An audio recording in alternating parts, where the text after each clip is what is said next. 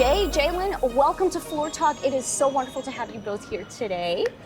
Jay, I want to start off talking with you. Judy, can I tell you, I feel like Jay and Jalen might be our own TV show. We should look into that. I think so. And cool. Judy. Yeah, Wait. Judy. All right, the three J's. We got to. Look how that works. Remember that, Jay. Yes.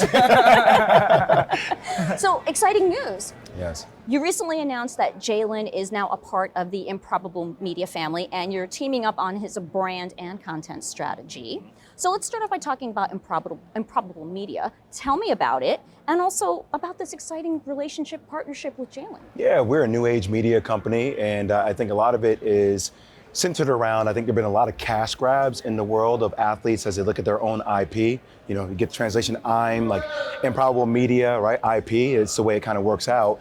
And I think it all kind of started with Giannis, with a lot of the brands that were surrounding him, really taking in-house the production, in-house the creative, to better storytell around things that are meaningful to him and what he stands for. And I think Jalen is uniquely positioned, starting quarterback at Alabama.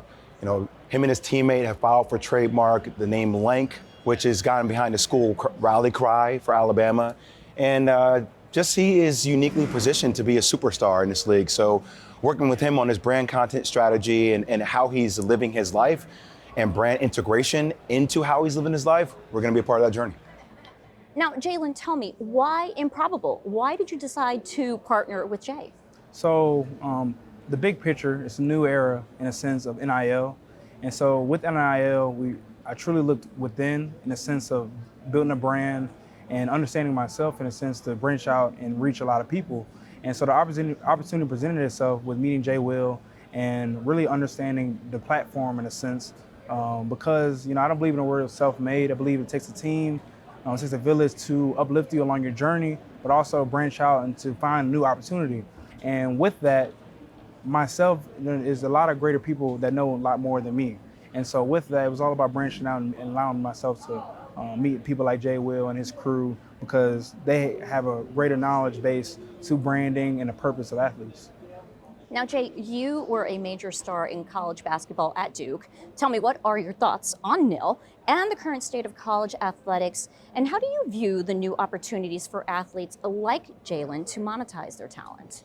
Well, I mean, first off, I think NIL is a great start. I think college athletes, especially D1 football and basketball players, are still undervalued when you look at all this conference realignment, when you start looking at the media dollars surrounding conferences. I know we have Ohio State, in the Big Ten, but now you have USC and UCLA in the Big Ten. That doesn't really fit the geographical footprint, but it fits the financial footprint of where this world is going. So I just think it's an ever-changing landscape. And for guys, he was on the cover of EA Sports. And so there's a value associated with that. So look, I think it's a great start, but I still think there's a ton of room for improvement. And inevitably, that's going to come down to Jalen Milroe is going to have to be an employee one day. And I think, if he's an employee one day, it cuts through a lot of the issues that we're having right now in the wild, wild west of NIL. Now, Jalen, tell me, how are you preparing for the upcoming football season individually and as a team, especially with the high expectations for Alabama and the fact that Coach Saban is no longer on the sidelines? Really good question. To simplify the offseason, you have to set short-term goals and long-term goals. Once you have goals, you have a direction that you can set for yourself when it comes to preparation. For us as athletes at Alabama, we separate into 4 stages of our offseason. Number 1 is fourth quarter program.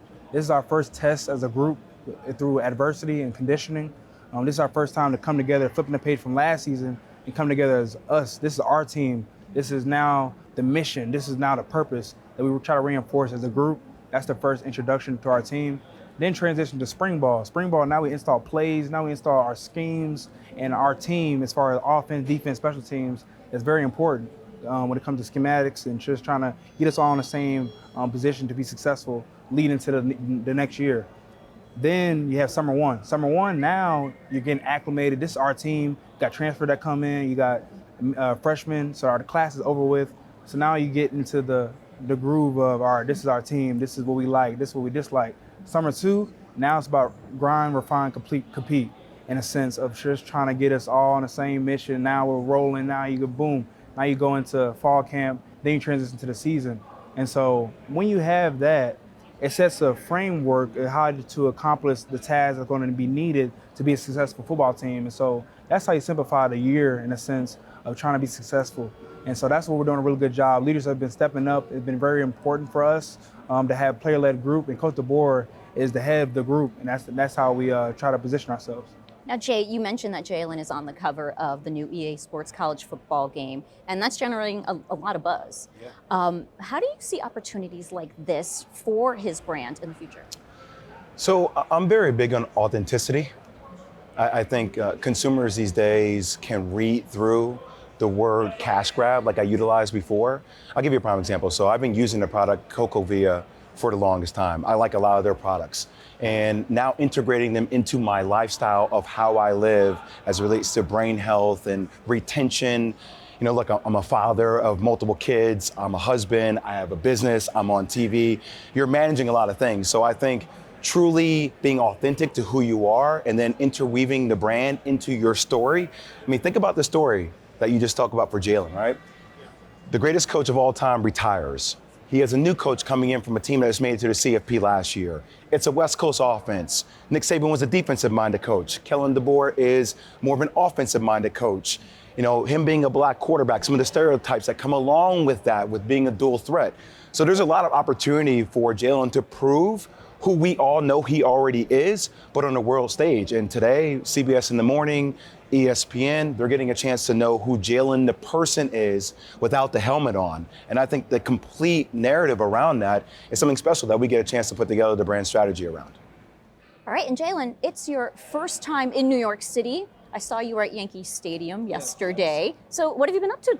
So I got here yesterday, and for me, I just try to take everything in. I'm around a lot of good people in a sense of they've been in New York before, so they put me in a position to experience a lot of the good things. And so it's been awesome just to enjoy the process being in New York, because it's my first time. So I went to the Yankees game yesterday.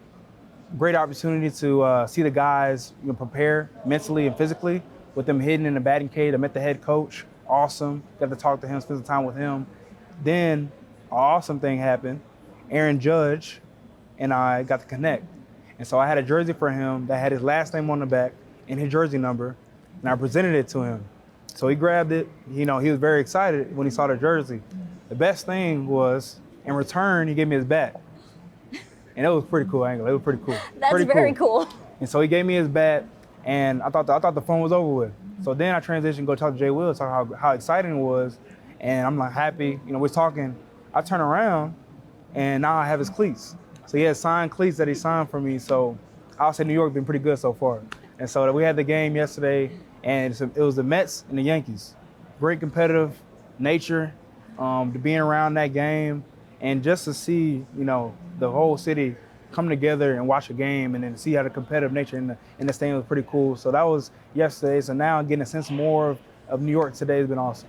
And Judy, also, I think it's fun for me, right? Being with him, I feel like he's my brother. So you can imagine all the jokes that happen between us, between football players and basketball players. Yeah. I'm small, I'm the short one. So seeing him next to Aaron Judge, I'm like, oh, what's that mean about football players and baseball players? Yeah.